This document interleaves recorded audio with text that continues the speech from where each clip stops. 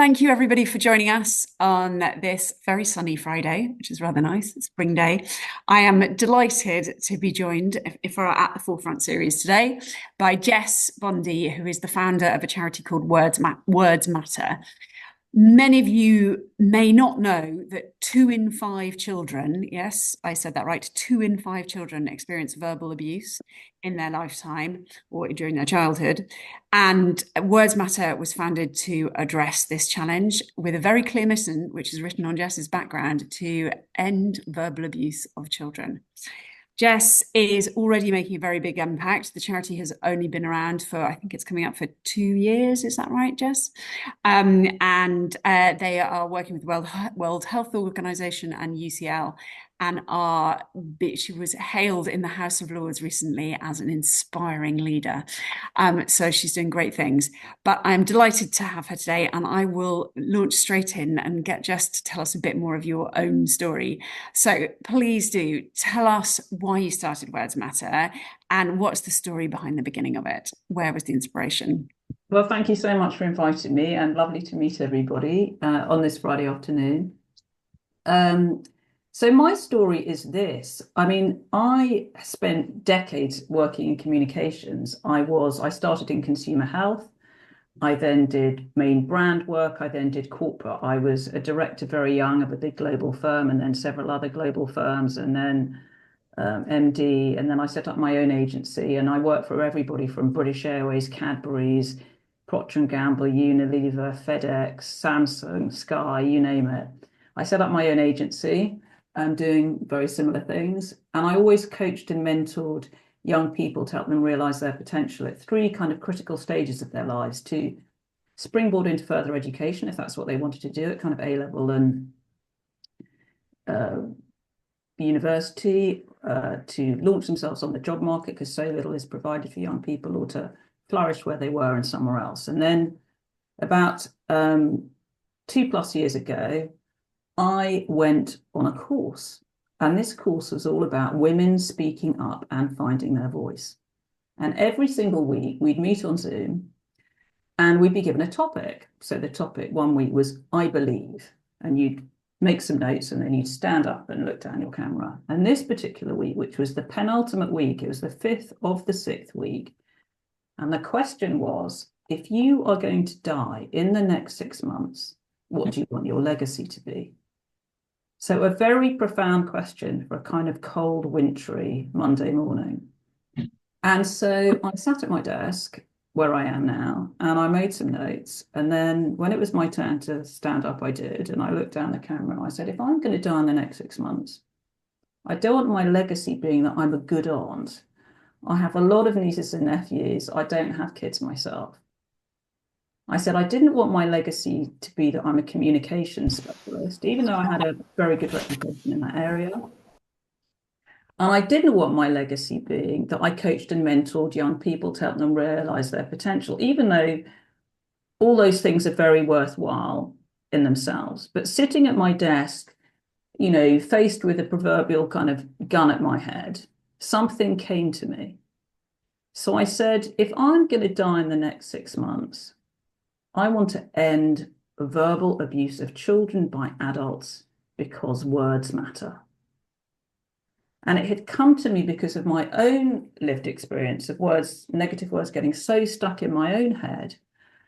And because of so many of the hundreds and hundreds of young people and clients I'd coached, be it in their teens, 20s, 30s, 40s, 50s, 60s, 70s, had been so deeply impacted by the words they'd heard when they were growing up, and it made them question what they were capable of. And there was one 15-year-old girl who I was coaching at the time who said to me, if this is what my mother thinks about me, what is the point of me being alive? And the only thing that she had, no physical, the only weapon was words. So having had this kind of literally a eureka moment, I then thought, actually, this is what I want to do with my life. And so I buried myself in books and research, and everything I read was so compelling. And compelling. I knew it anecdotally because of my own lived experience and speaking to other people, but I think when you look at the hard science, which shows that it's not only the immediate impact and how it affects self-esteem, feelings of worthlessness and hopelessness, it's the long-term impact. It can lead to anxiety, depression, eating disorder, substance abuse, self-harm, and even suicide. And a fascinating study I read was that it can lead to the same level of trauma as soldiers who returned from the Iraq War with PTSD. So then I then wrote to all these incredible experts who I'd read about and wrote them a little email again from where I am now, my little desk. Who am I? And I just said, hoping to talk to you about your research in relation to what I'm doing about verbal abuse of children. And I said, it goes so unnoticed and unrecognized, yet it can have such lifelong impact. I'm setting up this charity, and we're going to do three things.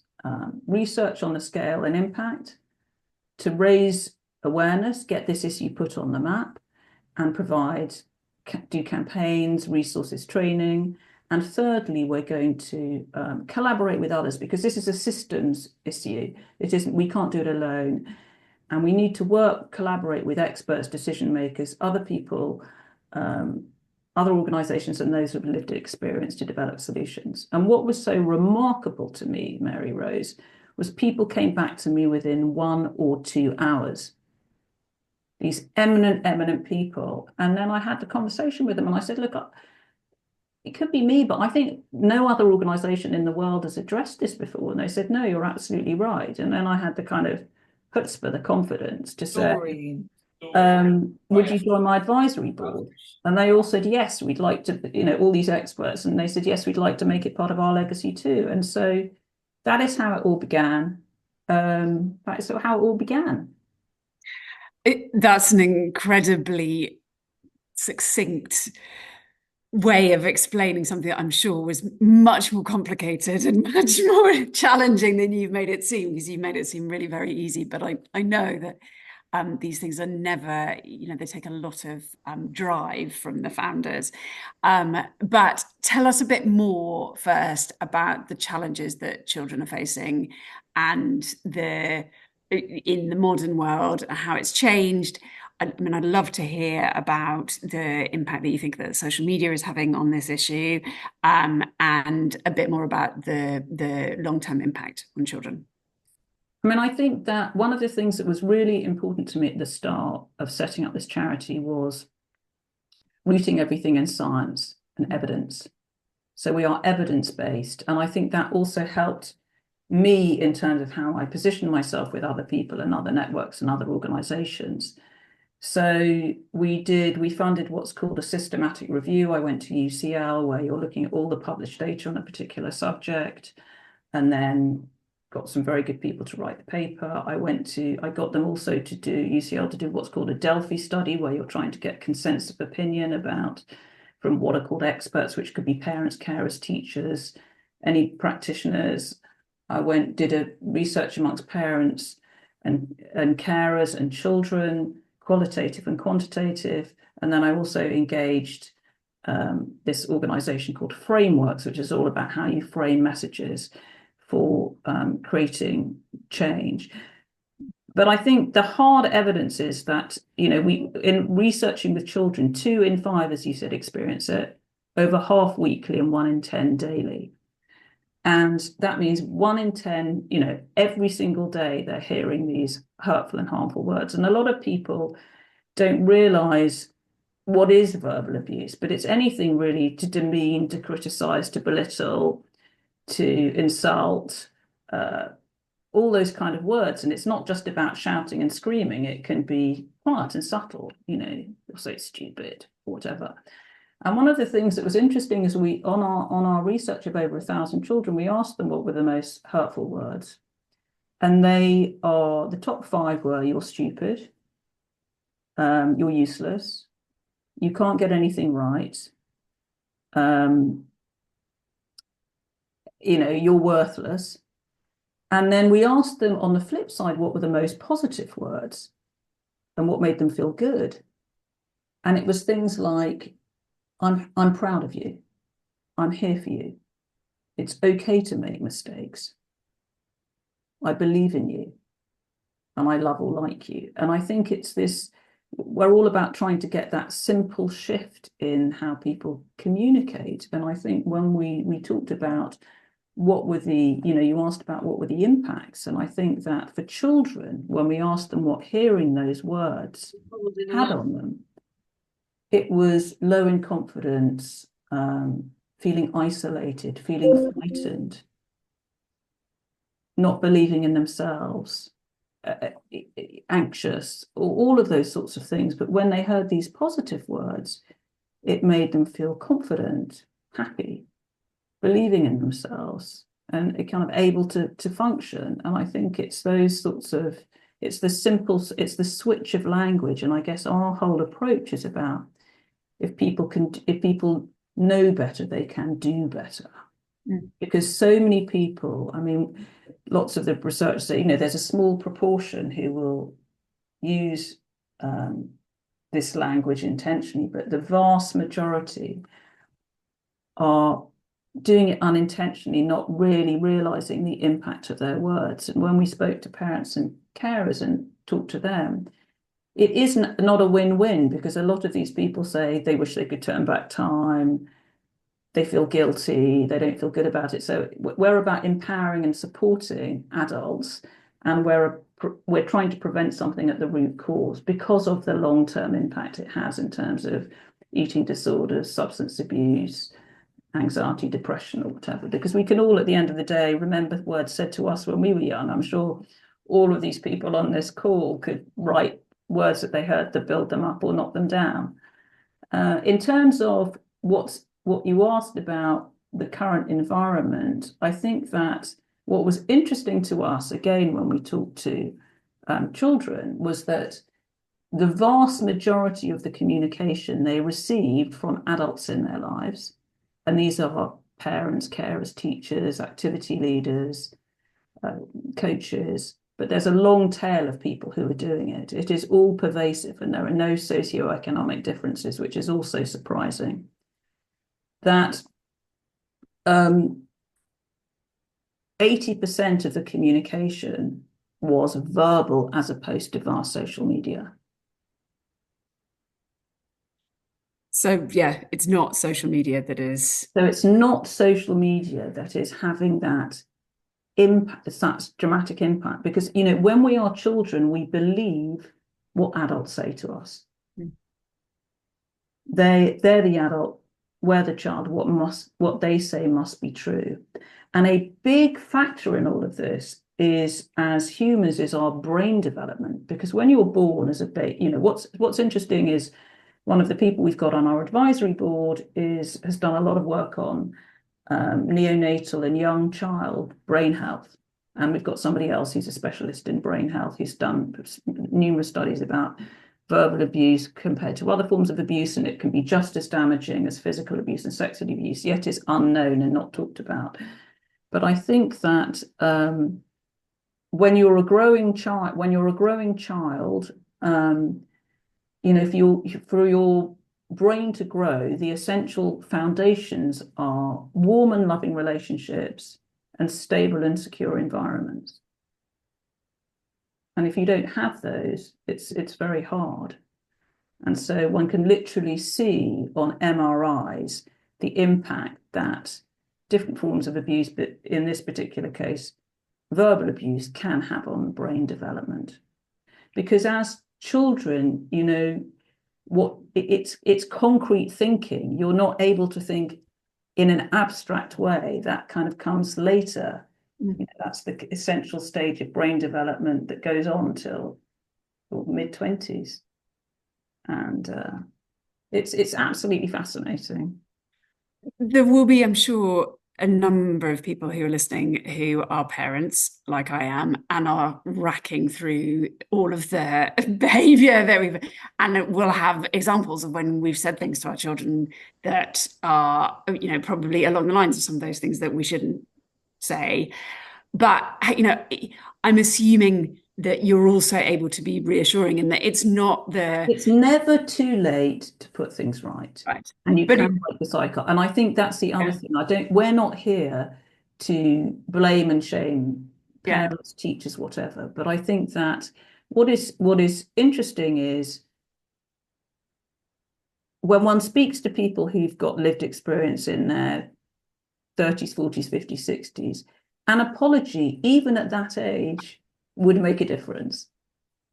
And I Yeah. think it's when you've said something wrong, apologize, put things right. They talk about once you rupture, repair. Mm. And that's how you can break the cycle. And we also have a little kind of phrase of 4 words, which is when you feel yourself getting overloaded, and everybody gets overloaded, we can all say things we don't mean to, but it's stop,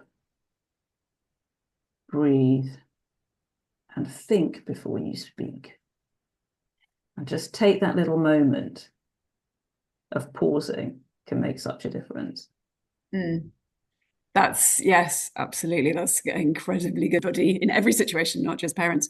How, when you are like when you're working with your addressing things at the root cause, how are you doing that with parents? How are you getting the word out there to them and I to mean, we teachers we and all of the different stakeholders? our stakeholders are many. As I said, I mean, parents, carers, teachers, practitioners, experts, and particularly as this hasn't been a focus area before. In terms of what information we're providing, I mean, we do part of our awareness is doing media campaigns. So when we launched our systematic review, when we launched our children's research, that was in various publications. When we launched our systematic review, it was actually on the cover of The Guardian and then kind of went everywhere. We're providing resources. So if you go onto our website, you'll see under Find Help, there are lots of really good resources which we work with experts to create, which because we're called Words Matter, the kind of microscope goes on to every single thing we say. And it's how we frame it that's so critical, but it's all keeping it simple, digestible, straightforward. We use social media, but that's, is a slow build. Um, we're doing training. Last year we had the first international event on childhood verbal abuse with adults, which we did amazingly with WHO and UCL. We had 1,300 registered, and we had lots of other people, that we could share that information. Next month, we've got an event at the House of Commons where we're trying to build our relationships with politicians and policy advisors, which we've been doing since we launched. And then I think a very important aspect is this collaboration with others. So we've developed some training which we have piloted with 3 of our allies. So when I set up, one of the things that was important to me, and I guess it comes from a communications background, is it's partnering other people so you can kind of scale or give that impression of scale. I mean, we are a teeny weeny little minnow of a charity, but having an expert advisory panel gives you extra third-party endorsement, going and meeting. I've had probably 500 meetings with, be it CEOs of different charities, WHO, UCL, all just from cold emails largely, or occasionally an introduction. But in seeing that we're collaborating, or that Anna Freud or Place to Be or the Fostering Network or Mind or Bernardo's believes in what we're doing adds credibility. And then when we piloted our training, which we developed, we piloted with Place to Be, Mind and the Fostering Network, which again gives us credibility. And then we were evaluated by UCL. So I think one of the messages is, and this I think does come from a comms background, is it's always kind of trying to be having that evidence base and that credibility. Yeah, I mean, you've set up an incredibly impressive array of partnerships off the back of, as you say, you're a tiny minnow of a charity in some ways, but yet you are having really outsized impact.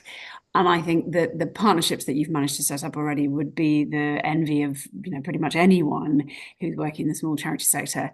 Are your tips on how you did that, and what do you think has made those partnerships possible and really successful? I think there are a couple of things. Firstly, you've got to have a really good kind of sell, how you communicate what you are in a really succinct way. People are incredibly busy. So even when you're writing an email, and I would say this to a teenager who's trying to get a job, or um, uh, somebody in their 50s who I've helped recently get a senior job in AI at Oxford. It's how you package yourself. And it needs to be brief, succinct. And I think the other thing is just having confidence. You've just got to just write to people. I mean, I just think it's just one of those things where you've got to be comfortable with feeling uncomfortable. Mm. Nobody likes doing it. You I, know, you have to go to a lot of people. And I think that that's just one of the things. I think the other aspect is, and it's rather like when you're doing uh, events or anything. If you can get one person or two people that have said yes, then you can say other people. So as soon as I go to um, whether it's Bernardo's or whoever and say Place to Be's agreed to be an ally or Anna Freud's agreed to be an ally, it makes a big difference because people want to keep company with who else they're keeping company with. It's all about the company you keep.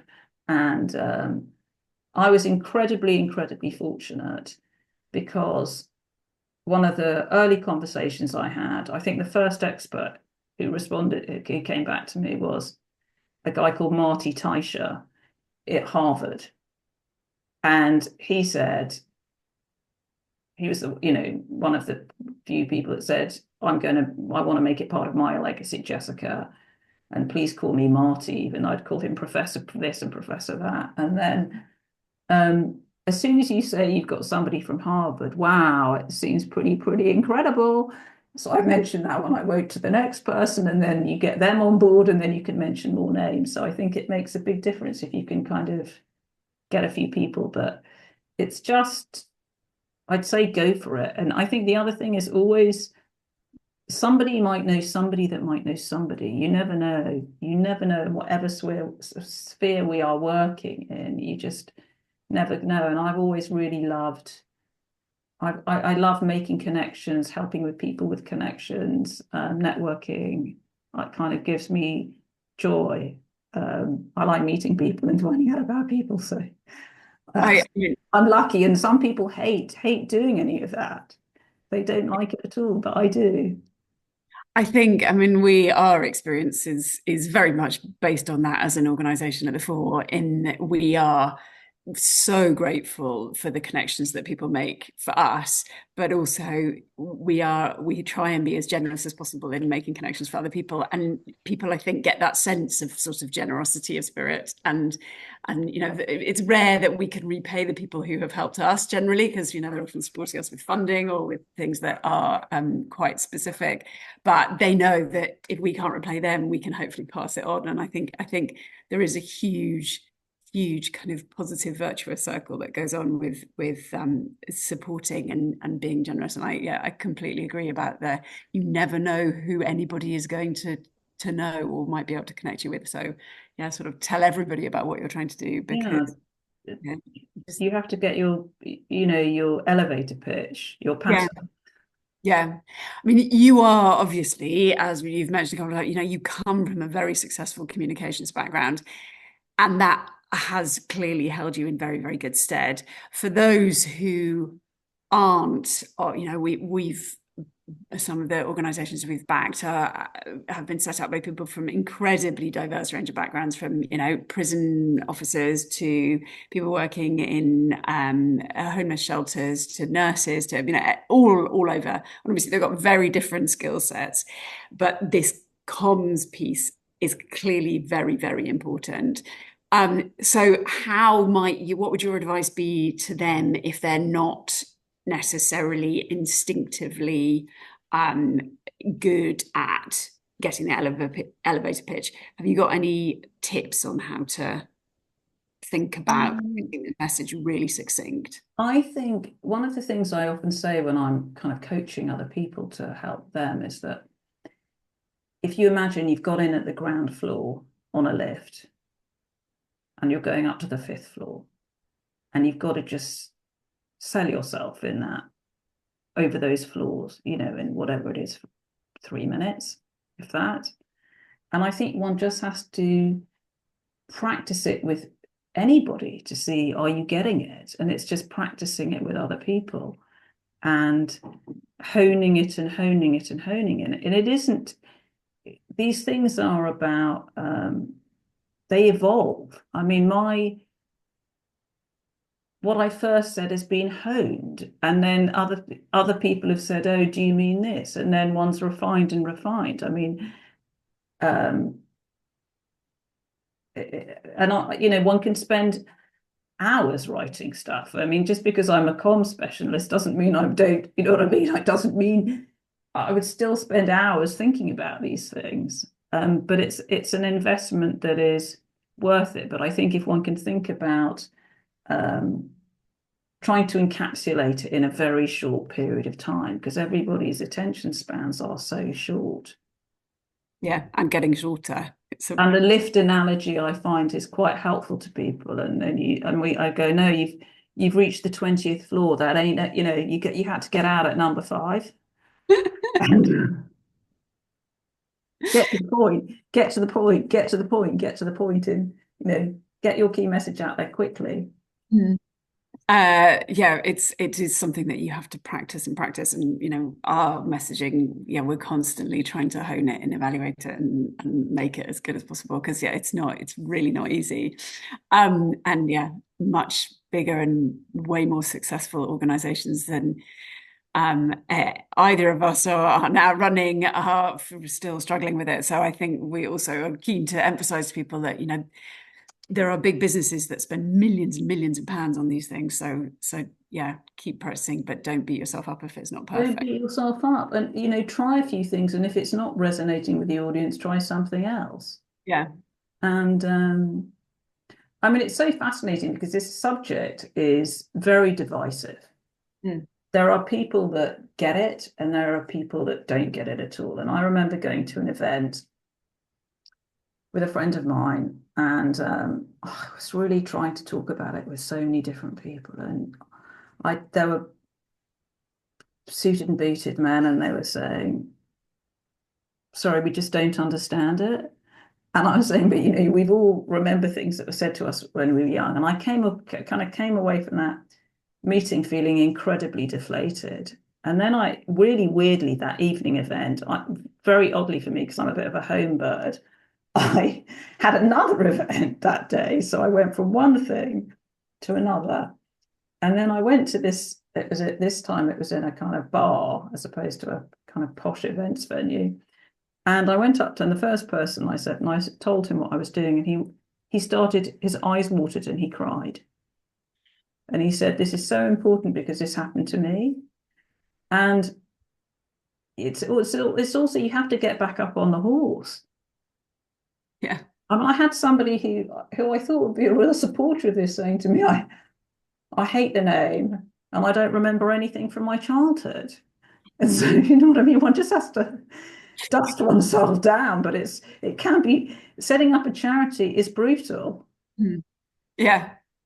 Yeah, tell us more about how the reactions that you get that are negative to it and how you respond to that and turn people's opinions around. I mean, I'm sure there are some people that you just have to give up on, but yeah, why do you think some people react so? I mean, I think it can be, I think for some people it can be very confronting because it can make them look at their own behavior. And I think it can make them also look at their own life experiences. So one of the things we say when we do our training and a lot of the stuff is that, before we start, you need to think about what this may bring up for you. Um, and But I think one of the interesting things with doing the group work with parents and carers was the entry point for people understanding it was when we asked people to think about their own life experiences. And as soon as you talk about it, about their own experience, the kind of penny drops. Mm.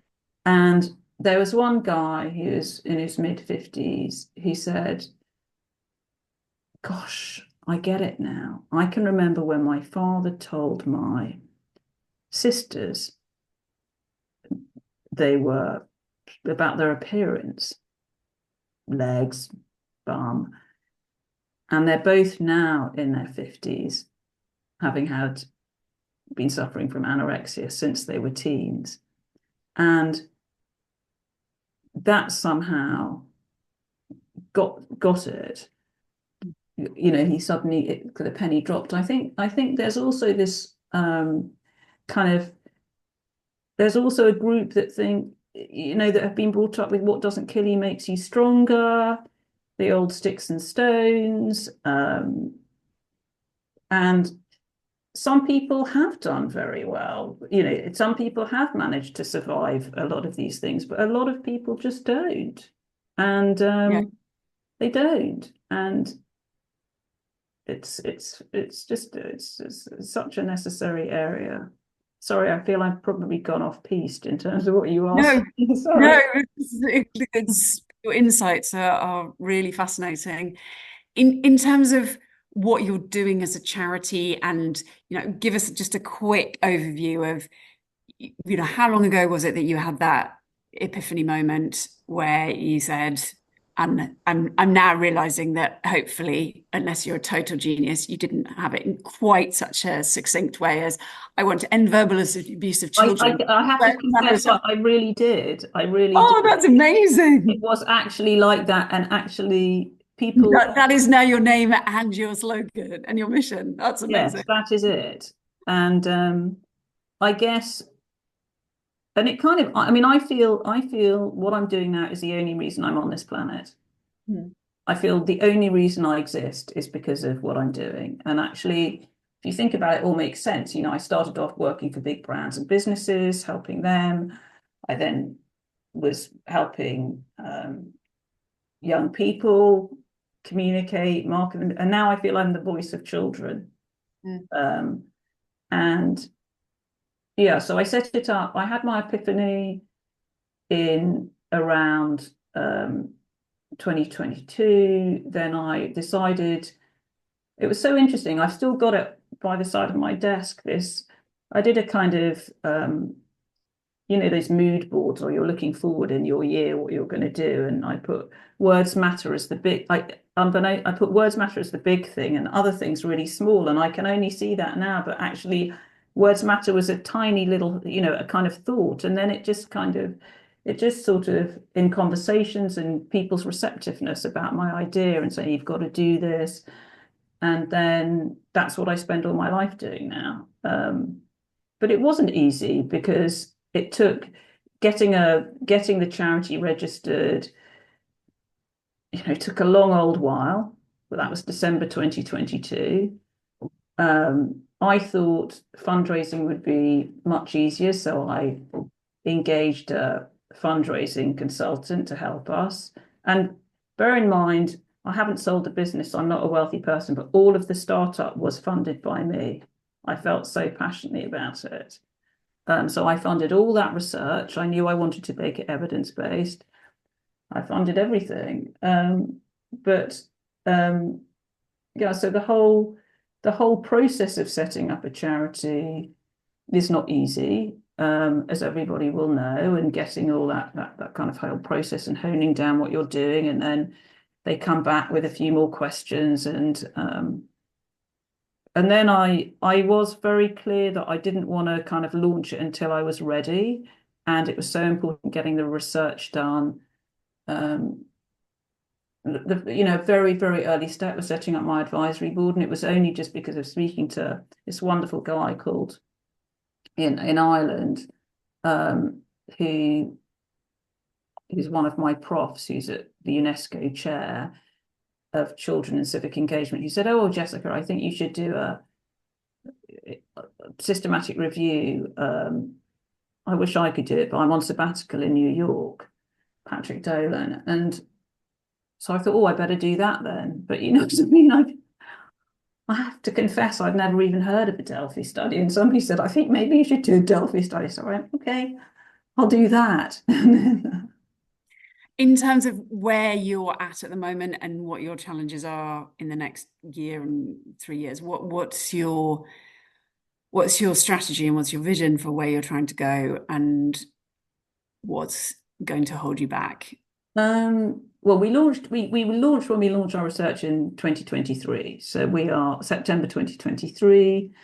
And I mean, we've done a lot in that period. I mean, I'm a bit of a machine. I was known at work as a machine. Um, and we've had events, we've developed our training, I think the key thing for me is having piloted the training is to roll out the training. This is parents. This is for training the trainers. And we can't roll out our training, which has been well piloted with significant results, as illustrated by the evaluation that was done with UCL. But we can't roll out that training any further because until we bring funds in, we want to develop an e-learning program for parents and carers. We're applying for grants to be able to do that. It's really important to us that get traction with policymakers to have it included. We're not asking for a law change. It's not like to ban smacking, but actually there are huge numbers of policy documents where verbal abuse isn't even mentioned. We want it to be considered in the same, sphere as physical abuse and sexual abuse and now online abuse. And I think what was really interesting, the systematic review's conclusion was that child verbal abuse by adults needs to be its own maltreatment subtype. There are 4 maltreatment subtypes: physical abuse, sexual abuse, emotional abuse, and neglect. Emotional abuse is largely verbal abuse, but actually if you look at the prevalence figures, while physical abuse and sexual abuse have gone down because of very targeted interventions and awareness campaigns, emotional abuse has gone up and is now the most prevalent form of maltreatment in children. And if we can call it verbal abuse by adults, prevention interventions can be targeted at the perpetrators. I don't really like that word, rather than the victims. And talking about emotional abuse is more tends to be more victim centric. So I guess there are lots of ways that it could be included. So whether it's keeping children safe in schools or all these documents, I had a meeting with the DHSE a few weeks ago, and there's a program called Start for Life, and I can see it doesn't include anything about language and communication. If it can be incorporated in that, it's not a big ask, or other places. We'd like it as part of teacher training. One of the, teachers are one of the main people's talking to children in this way. So we're doing work with the Institute of Education. I've formed an education subgroup where we're doing some work there. And then really the 2 key things that came out from all our research, and all the experts say this, it's about raising awareness and getting recognition of this as something that needs attention. Yeah. And then educating people about how it can be prevented and what all of us adults can do to speak to children in a more kind and compassionate way. And we have 5 things we say, one of which is role model. Adults are role models for children. Set expectations that are kind of realistic for the age and stage. These are little people. They're not, they can't operate in the same way. Focus on the positives. Celebrate the good. Don't just focus on the negatives. And if you're going to criticize, it's about the behavior, it's not the person. And then it's, about understanding that you can repair. So all these things are really important. So it's really trying to raise awareness and find ways to educate people. We've had a question in the chat about, I mean, you're clearly, to answer the question, you've already done a lot in terms of you're clearly working with parents, um, and with children, but the work that you're doing in terms of influencing politics and parliament, is that sort of through working in the Institute of Education, or are you doing any more direct stuff? It's all direct. All my work has been direct. I literally, you had to go through the list of parliamentarians. They're all online, and then you have to write to people that you think with your to try and set up a meeting and prepare a succinct little briefing document and send it in. I mean, and you have to. I mean, it's hard. I mean, I've written to. And don't forget, there's been a change of government. So a lot of people that were supportive are no longer there. They're in the wilderness doing different things. So, but I think if you can have one or two that are positive, it can make a really big difference. I was very fortunate in the first period was Tim Loughton, who's a Tory MP. Now again, through networking I met Sharon Hodgson, who's going to be sponsoring our event in the House of Commons. And that's something which I hadn't kind of realised, because I'd always wanted to have something in the House of Commons or House of Lords, but it's mightily expensive unless you get it sponsored. If you get it sponsored, it's free to do. I was also fortunate is that I met a guy, somebody who responded was a guy called Lord Philip Hunt. And I was just talking to him about the research that we'd done. And one of the papers, research that was stimulated, we didn't fund it, was singling out this adverse childhood experience, or ACE, compared to other ones. And one of the connections it was made to was criminality. And he, in having a cup of tea with him, said, "Oh, that's really interesting. There's now a new crime prisoners bill coming out. I could raise that as an amendment." So then you kind of bury away, and then you get, and I think it's one of those things where you can, one thing, all these opportunities give us the chance of spreading messages and putting things on social media or whatever. But all the policy stuff is purely direct. Is the good old emails into the black hole of, will anybody ever come back to me? And it takes time. And you've just got to be really persistent and never give up. Never give up. Just keep on keeping on. And as I said, it was actually somebody I coached who said, Jess, I've got to get more comfortable with being uncomfortable. Yeah, you absolutely. Yeah, you have to be comfortable with putting yourself out there and not getting much back, because when you do get stuff back, it is really worth it. It's really worth it, and it's hard.